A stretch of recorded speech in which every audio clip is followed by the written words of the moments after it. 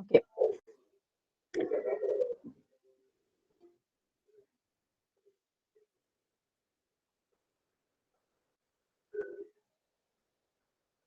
fine.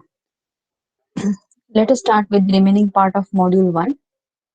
Okay, last time I had explained you about the models of HRM, right? So here we had four main models of HRM, that is Pombun model, then Harvard model, Guest model, and Warwick model. Okay, so we had seen the Pombun model. Pombun model basically it focuses on four areas, that is selection, appraisal, organizational effectiveness, and rewards. That is the four area which the Pombun model focuses on. So it was first put forth in the year 1984. Then it is being proved as incomplete as it focuses only on four functions of HRM, and it also ignores the environmental factors and the contingency factors which impact the HR functions. Okay, that was the loophole of the Swamban model. Okay, and then moving on to Harvard model, we have seen the Harvard model. It focuses on the stakeholders' interest. So, who are the stakeholders here? It is the shareholders, the management, the employee group, the government, the community, and the unions. So these are the stakeholders of an organization. So it takes into consideration the interest of all the stakeholders, as well it looks into situational factors. So this particular situational factors is being ignored when it comes to form one model. This is included in Harvard model. So situational factors such as characteristics of workforce, okay, strategy of the business and changes in the strategy of the business, the condition of the business, the philosophy of the management, the labor market, ups and downs in the labor market, then union strikes and all those things, then task technology, changes in the technology, changes in the processes, changes in the task, then changes in the laws and societal values. All the situational factors are taken into consideration. Okay, so here situational factors somewhere or somewhat influence the stakeholders' interest. Fine. So the stakeholders' interest and situational factors both impact the policies of the human resource manager, policies of the human resource management department. Okay, so it influences the policy of the human resource management department. So here, what exactly it looks into? Okay, so policies is nothing but which influences the employees. Okay, so employees in the organization do follow the policies of the organization. They act and behave according to the policies of the organization. Then rewards, awards, and all those things, as well as work system, all is defined into policy of the human resource department. Okay. So here these policies, okay, when they are implemented successfully and when they are positively framed, it it results into HR outcomes. Now, what is the outcome of the HR? Committed employees in your organization, competent employees in your organization, congruence between the employees, as well as cost effectiveness. Okay, all this is achieved when you have right policies. Okay, apart from that, if you continuously go in for achieving outcomes, long term consequences will be individual well-being. People will be happy in your organization. There will be low turnover rate. People will not leave your organization and go, obviously, and there will be growth in your organization. Then easily you can achieve the effectiveness of the organization, as well as you can go for society well-being. Okay, this is what we speak about the Harvard model. Okay, then here we had come down to Guest model. Okay, Guest model was being derived by David Guest in the year 1997, and it claims that it is more superior than all other models. Okay, so here Harvard model basically, yeah, it was framed into Harvard University, and that's the reason it was being termed as Harvard model. Okay, so here Guest model basically it speaks about the strategies of HRM. Okay, and practices based on strategies. The practices of HRM are being framed. Okay, that is hiring practice, training practice, compensation, and relations. Okay, and then based on the practices, the outcomes do come in. Okay, so here commitment of the employees, quality of the employees, quality of the production, flexibility of the employees, all do come based on the practices what we follow of HRM. And then the behavioral outcomes, you have motivated employees, cooperation between the employees, teamwork culture of the organization, and organizational citizenship. Okay, so organization is being taught as the owner. Then you have performance outcome. If it is positive, then you have productivity, innovation, and quality. If it is negative, then you have low productivity, absenteeism, and turnover. So it all depends on behavior, outcome, and practices and strategies of HR. And finally, you have the rewards, that is financial outcome, that is profit or return on investment. Okay, so that's what the best model says. Okay, so here the HR managers has specific strategies. So HR will department will be having its own strategies, and based on those strategies, the practices, outcomes, and behavior, and the performance and financial outcomes do come into consideration. Now, apart from that, the model also emphasizes on logical sequence of six components. So if you could see in the reverse order here, financial outcomes entirely depends on the performance of the employees in the organization.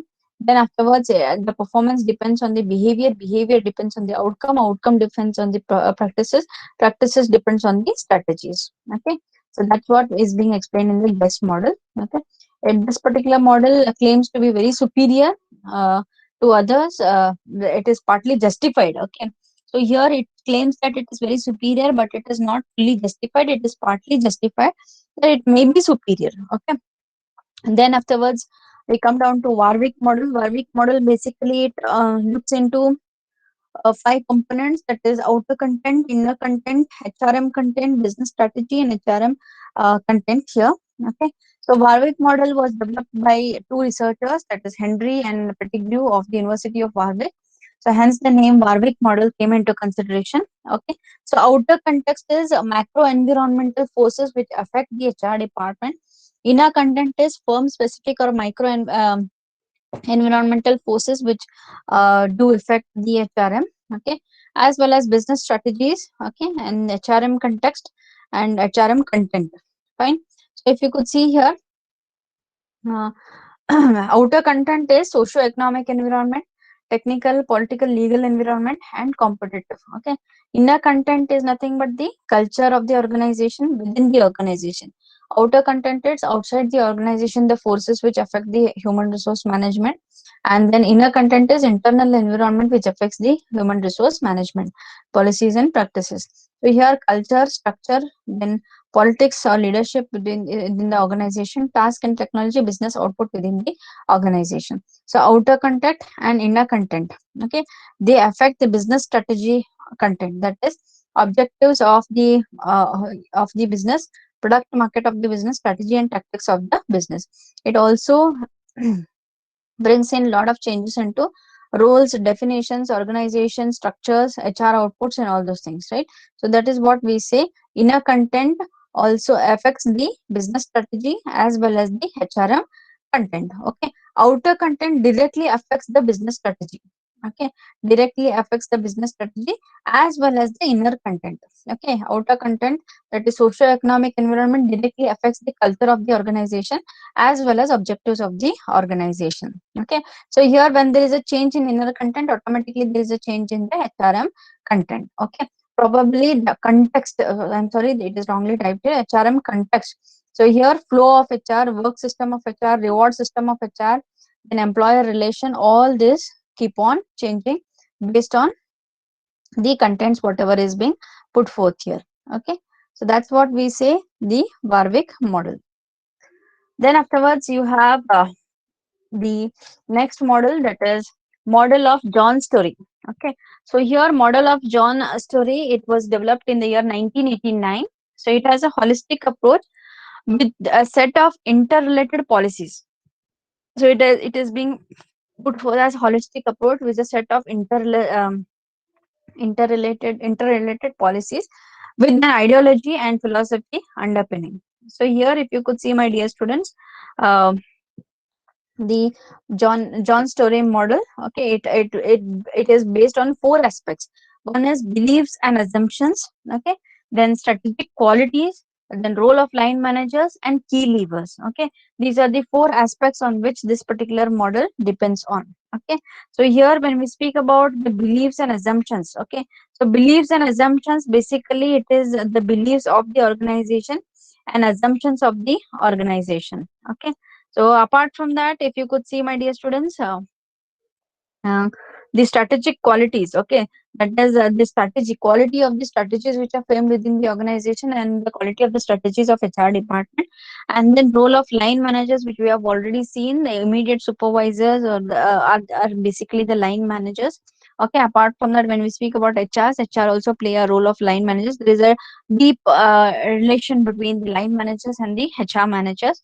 Okay, they also play a role of line managers. HRs also play a role of line managers. Okay, then key levers, basically different practices which are being followed of HR. All these are four aspects which the model takes into consideration. So it says that there is a holistic approach with a set of interrelated policies. All the policies within the organization are interrelated with an ideology. There is some ideology, and based on that, the policies are interrelated, and some management philosophy which is underpinning. Based on that philosophy, the human resource department works. That is what model of John Story says. And then we have ARDM model, that is acquiring, rewarding, developing, and maintaining and protecting model. So here what they say is, first you have to diagnose, prescribe, implement, and evaluate. Okay. And then finally, you have to implement the HR processes. Now, what are these HR processes? Acquiring function of HR, rewarding the human resource, developing the human resource, and maintaining and protecting the human resource. These are the various HR policies. Okay. So, based on the diagnosis of the strategies of the organization, prescribe, implement, evaluate the strategies of the organization, and then frame the strategies of the HR department. Based on that, you put forth the HR processes. Okay, whereas you have different processes. One is acquiring human resource, rewarding human resource, developing human resource, maintaining and protecting human resource. Okay, and then you will go for putting forth the desirable end results. Okay, and then you have socially responsible and ethical practices, competitive high quality products, and competitive high quality services. This is what you're going to achieve. This is what ARDM model says. Then you have contextual model. Okay, I think some students want to join.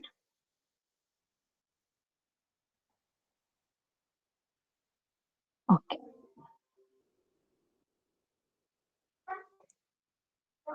You have contextual model. Contextual model is nothing but it has the constituents of environmental context and constitutes of organizational context interact with and impact one another. So contextual model says that environmental context and the organizational context have to interact with each other. Okay, and then they impact one another. If there is any change in the environment, okay, it may be internal environment of the business or the external environment of the business.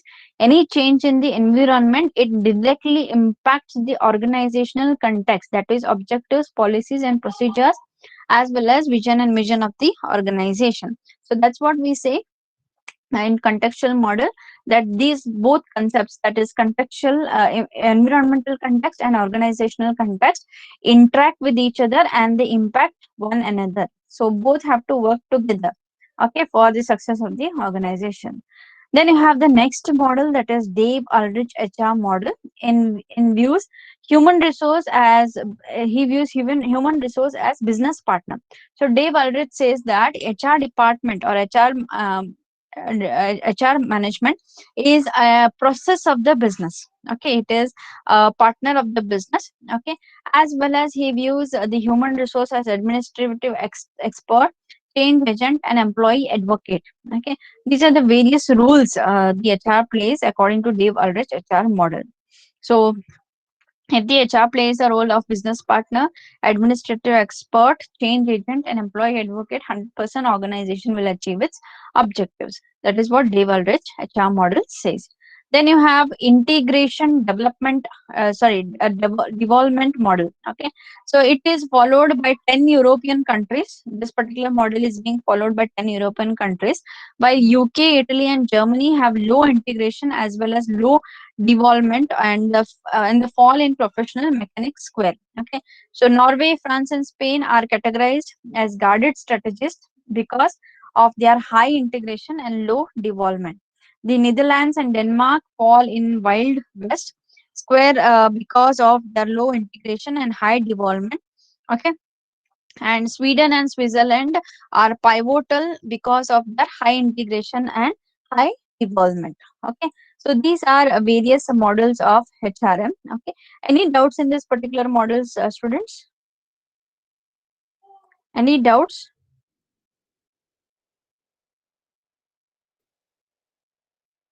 Devolvement, my dear students, devolvement is nothing but you just go in for delegating the power to the lower level.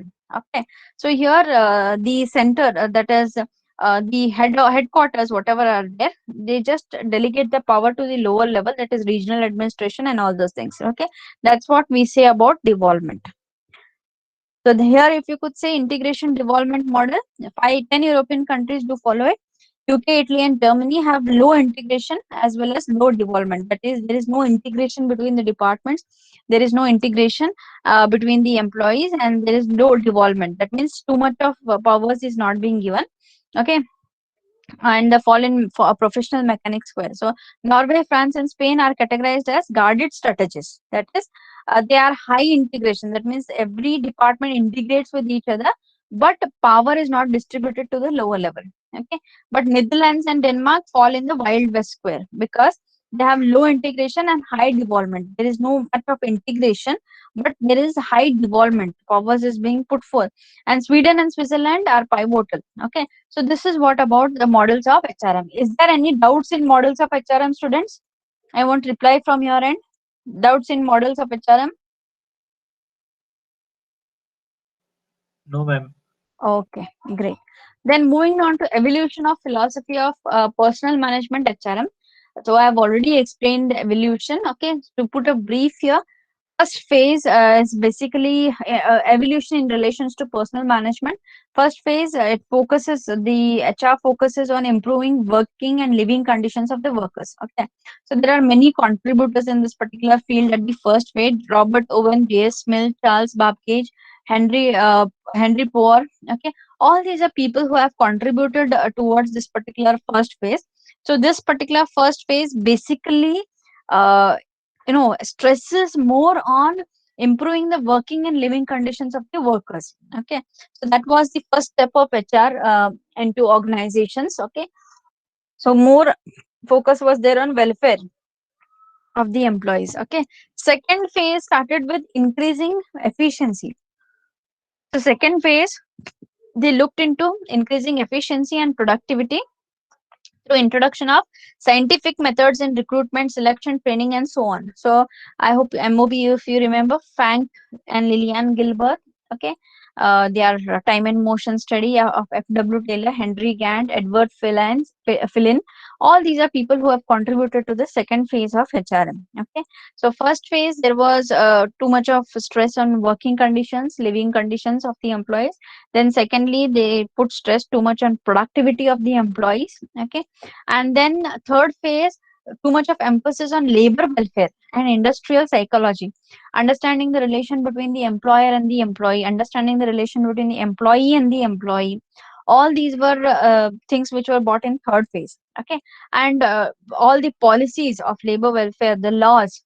Okay, it may be factories law, it may be you know compensation and all those things, everything. Okay, it may be any other type of law like PF act. Okay, then afterwards ESI act, Military Benefit Act, all these acts were being brought in this particular phase. Okay, so Hugo Munzberg and Henry Ford were the people who contributed to this particular third phase. Okay, there are many contributors, but these are main contributors for this phases. Okay, fourth phase, basically it related to the growth of human relation concept. Okay, so it stressed more on understanding the behavior of the human resource. Okay, and understanding the impact of behavior of the human resource on the performance. Okay, so here McGregor, F.W. White, okay, then Erwick, Mary Parker Follett, Elton Mayo, all these were the people with Hawthorne experiment. They came down with the theories, okay, which do contribute towards the performance of the organization because of the behavior of the employees. Okay, that was the fourth phase. And now we have the fifth phase, that is a modern phase. It entirely focuses on management objective. Okay, then HRM, HRD, capital, human capital, SHRM, all these are different theories which are being put forth into modern phase. Okay, so some of the organizations work by management by objective. That is nothing but, I hope you all remember your MOB, setting the objective for each and every individual within the organization. And then human resource management, human resource department, human capital.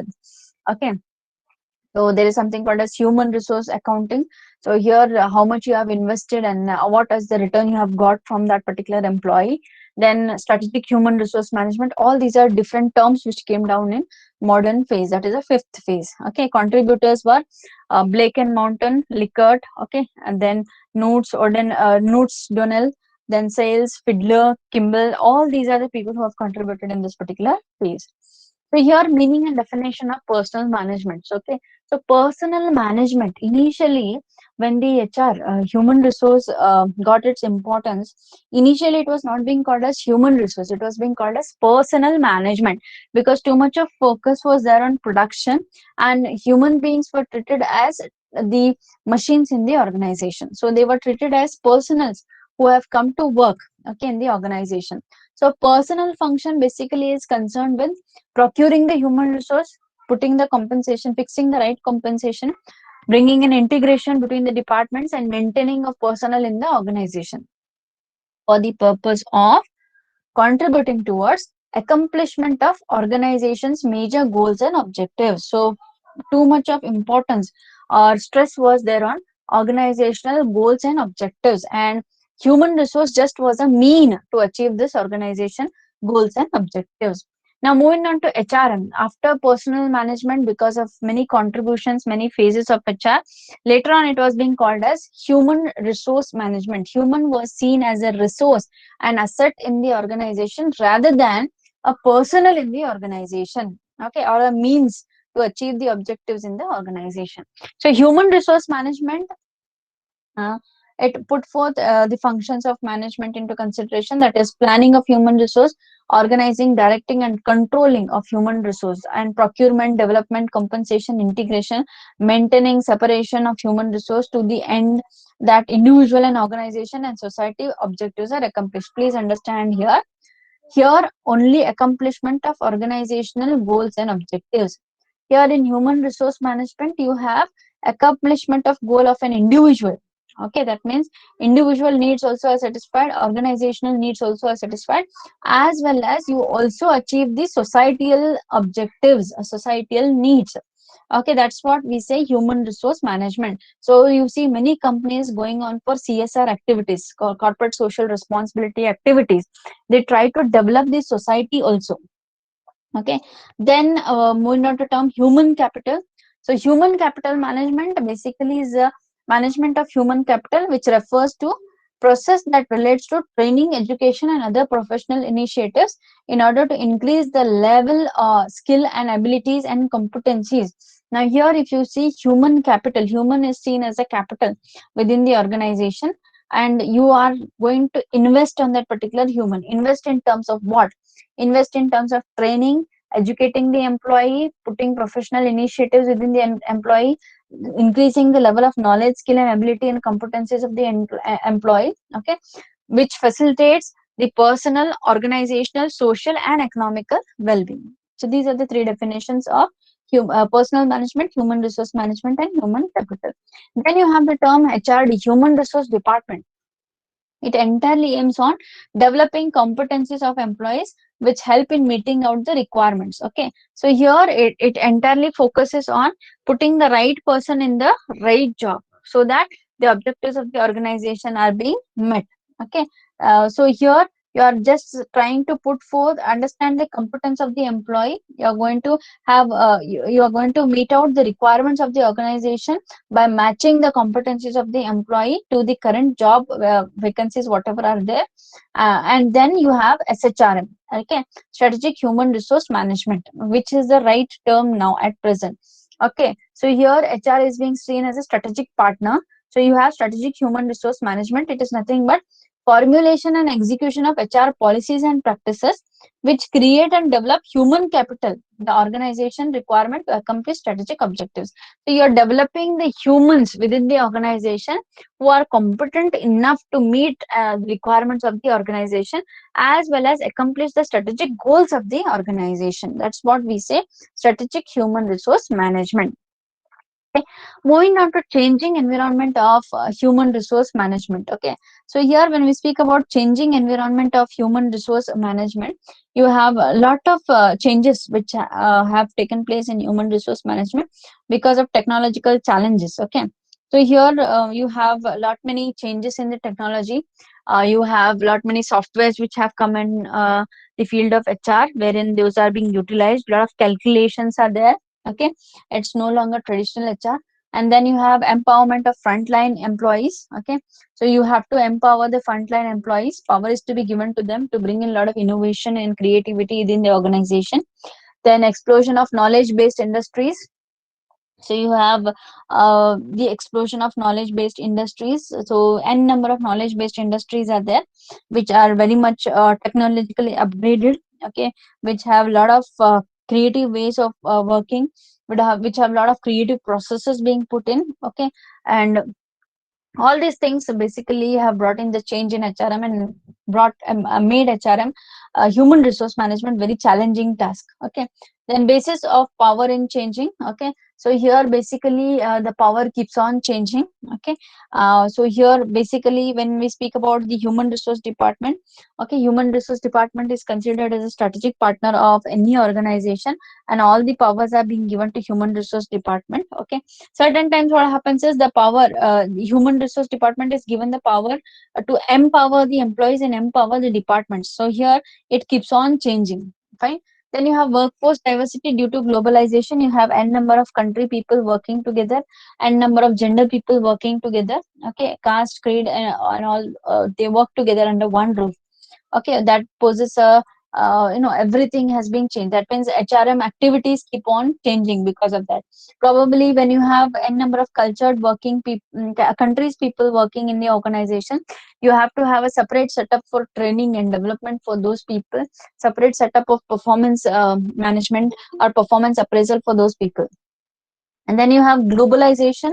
Because of globalization, HRM, the face of HRM has been turned down from domestic HRM to international human resource management, which again is a big challenge. Okay, it has changed the entire environment of HRM. Okay, then afterwards you have trade unions. Okay, trade unions also keep on bringing a lot of changes into the face of human resource management policies and practices, right?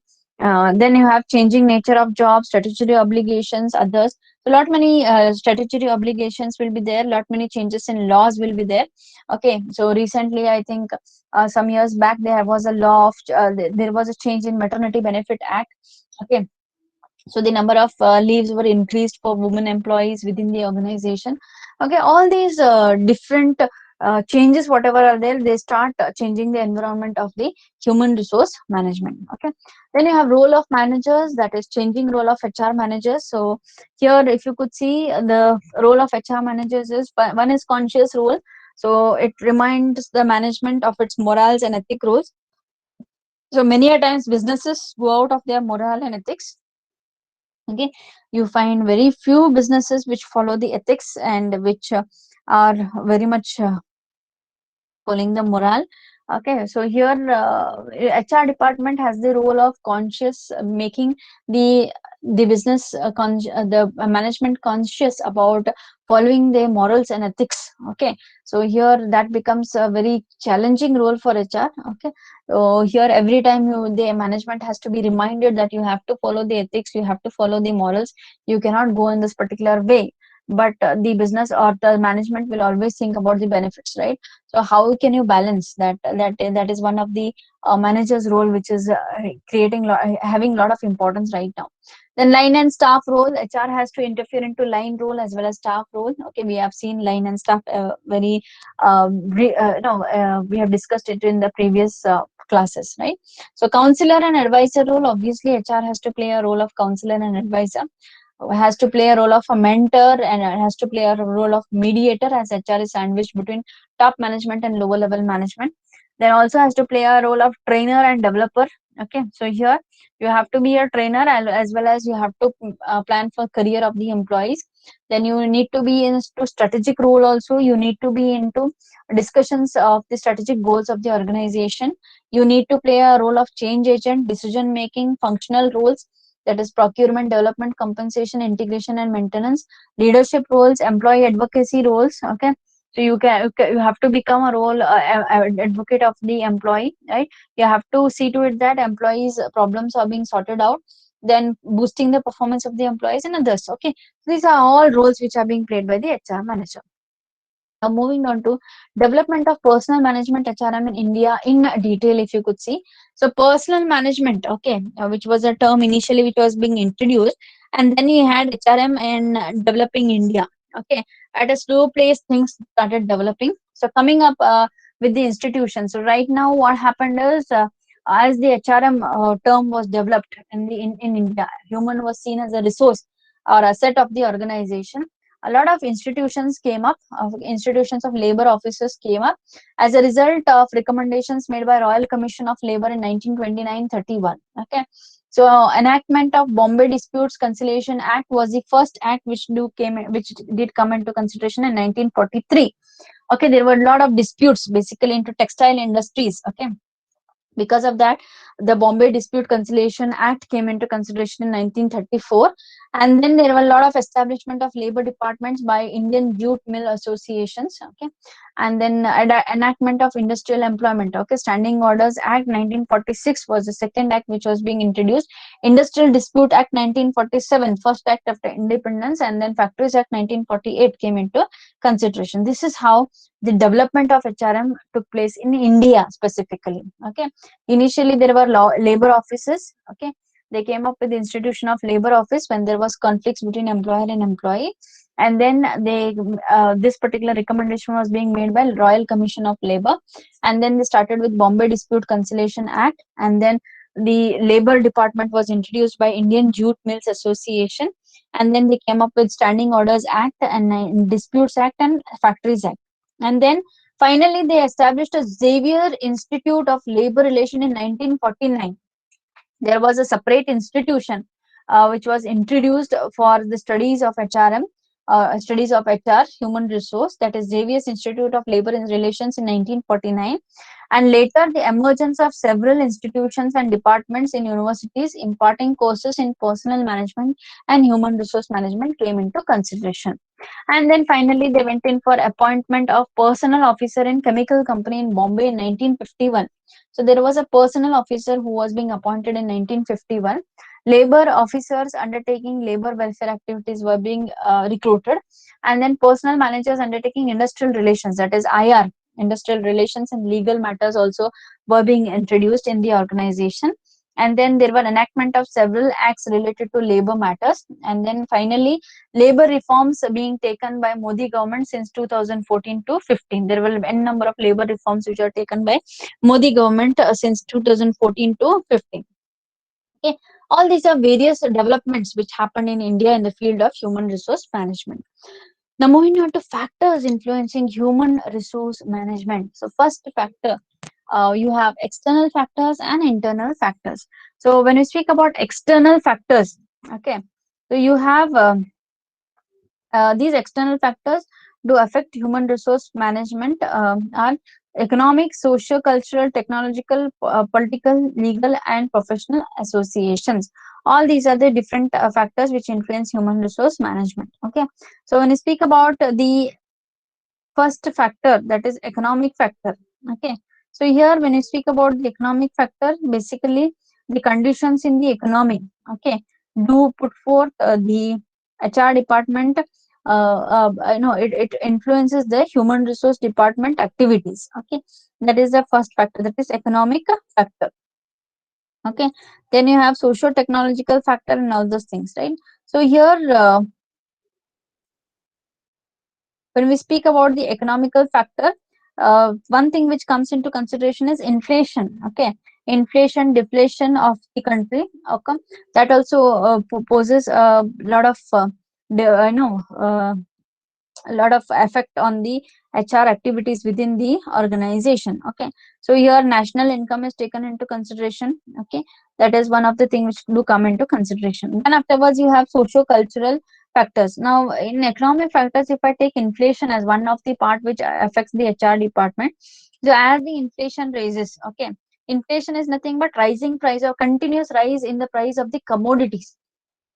Okay, that is the stage of inflation when the economy reaches, there will be continuous rise in the price of the commodities. So that time what happens is you have to also increase the dearness allowance of the employees. Okay, so the dearness allowance, DA, also keeps on increasing if there is an increase in the inflation rate of the organization. Okay, so for example in India, basically dearness allowance, a part of a payment made to employees, is linked with cost of living index. Okay, so when there is continuous rise in the price of the commodities, it increases the cost of living index also, which ultimately brings in change in the dearness allowance, payment of dearness allowance to the employees. So this is how, my dear students, it affects the human resource department activities. Okay, so you have to change the compensation structure of all the employees, right?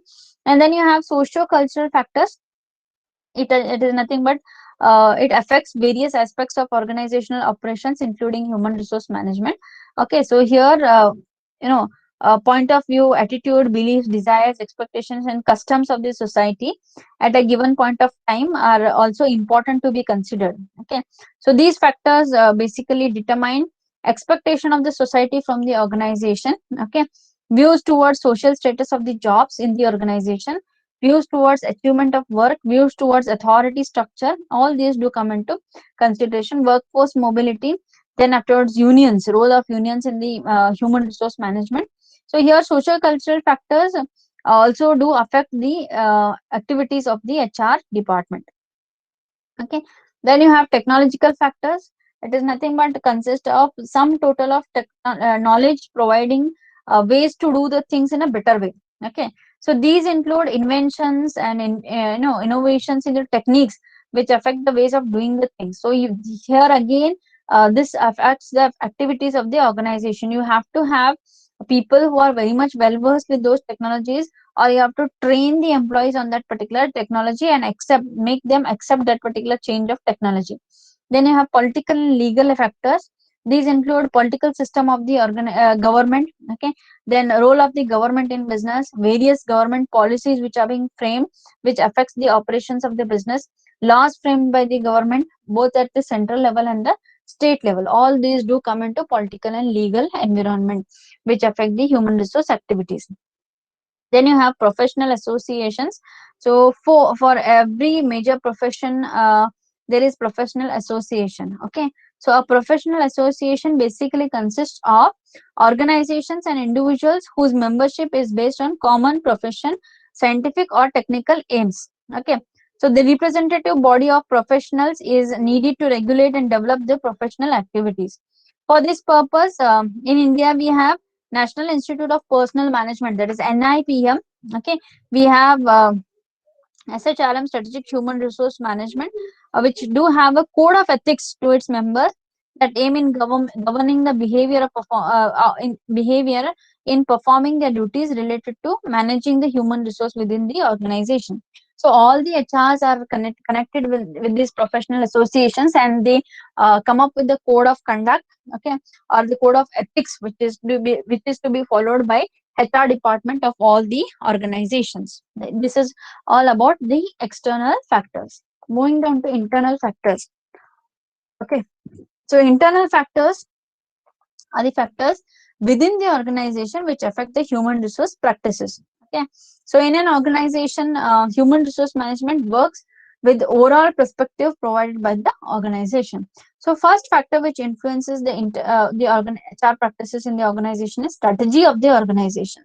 Okay, so human resource management issues are not independent issues, but these are derived. Okay, so these are derived from organization strategy. So even every organization sets its strategy either explicitly or implicitly. So strategy is nothing but the way in which organization reacts to the environment. Okay, so strategy is being framed based on the environmental issues.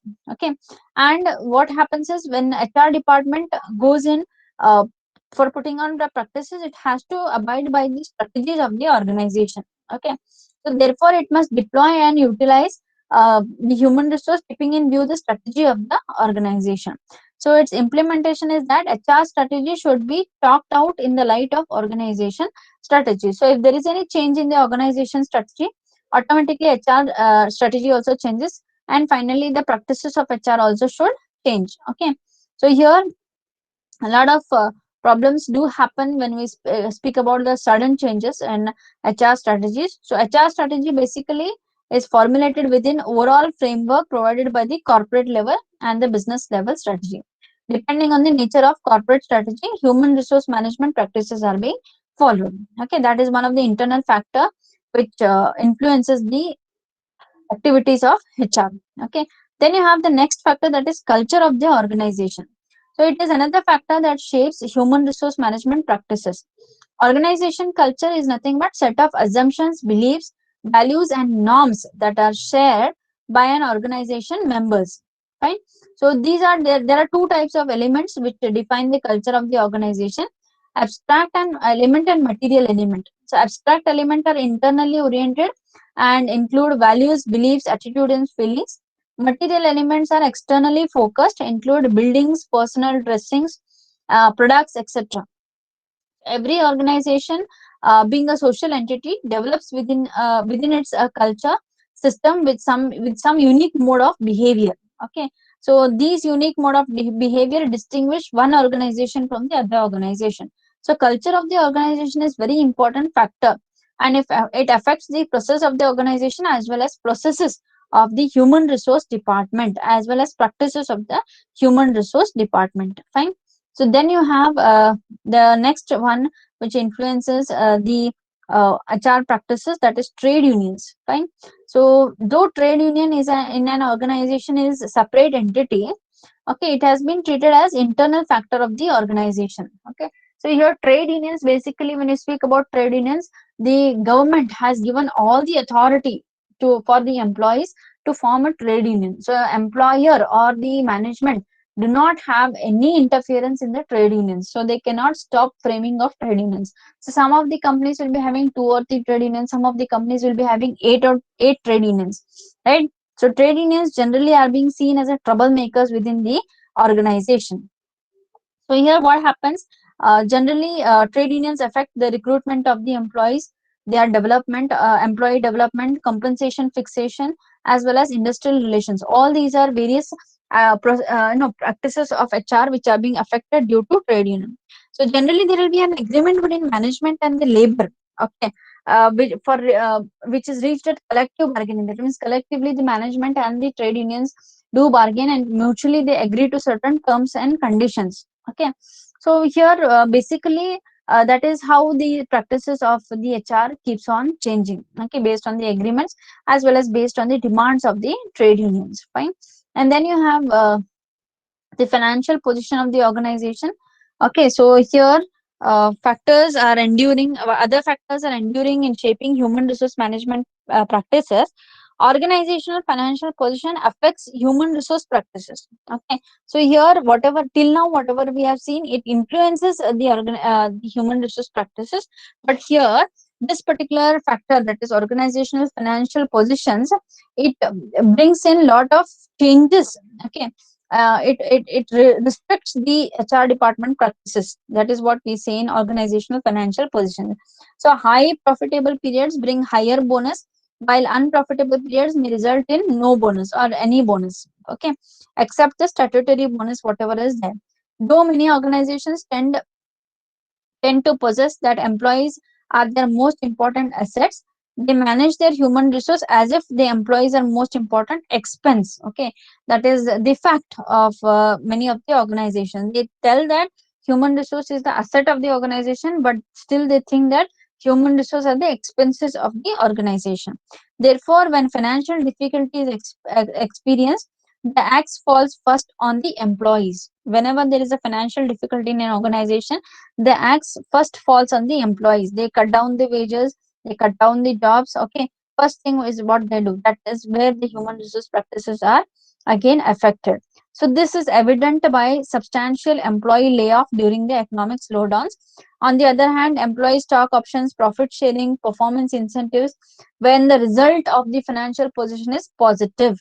Okay, when financial position is good, employees are first who will be benefited, and the financial position is very low, employees are first who will be axed. Okay, so these are the various factors which influence the human resource management practices. Okay, till now, is there any doubt, students? Is there any doubt, students, till now?